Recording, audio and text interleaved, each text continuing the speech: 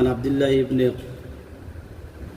قرظ رضي الله تعالى عنه قال قال رسول الله صلى الله عليه وسلم أول ما يحاسب به العبد يوم القيامة الصلاة فإن صلحت صلح سائر عمله وإن فسدت فسد سائر عمله। नबी करीम सल्लल्लाहु अलैहि वसल्लम का इरशाद है कि क़यामत में सबसे पहले नमाज का हिसाब किया जाएगा।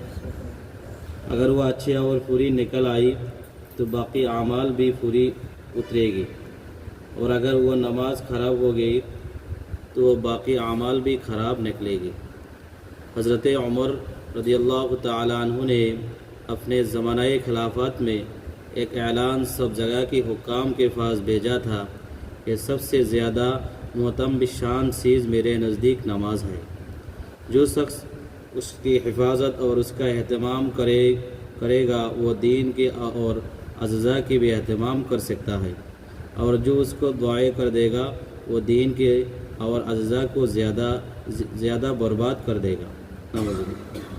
हज़रत हुज़ूर अकरम सल्लल्लाहु अलैहि वसल्लम इरशाद फरमाइয়াছেন যে কিয়ামতের দিন সর্বপ্রথম নামাজের হিসাব লওয়া হইবে। যদি উহা উত্তম ও পরিপূর্ণরূপে পাওয়া যায় তবে অন্যান্য আমলও সঠিক বলিয়া গণ্য হইবে, আর যদি উহা খারাপ হয় তবে অন্যান্য আমলও খারাপ বলিয়া গণ্য হইবে। হযরত ওমর রাদিয়াল্লাহু তাআলা আনহু তাহার খেলাফতের যুগে সব এলাকায় শাসনকর্তাদের নামে একটি ফরমান পাঠিয়েছিলেন যে আমার নিকট সবচাইতে গুরুত্বপূর্ণ বিষয় হলো নামাজ।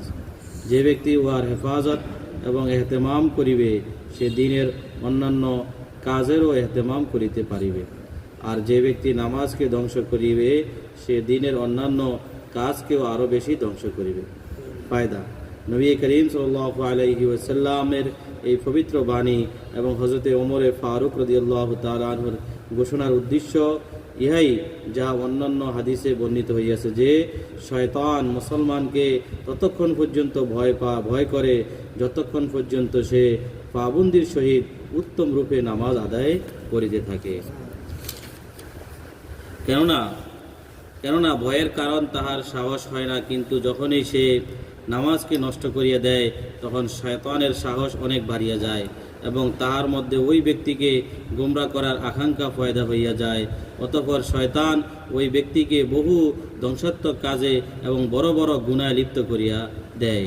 আল্লাহ পাক আমাদের প্রত্যেককে এই সঠিকভাবে নামাজ আদায় করার তৌফিক দান করুক। এই নামাজ পড়লে লাভ কি হবে? ইন্নাস সালাতা তানহা আনিল ফাহশা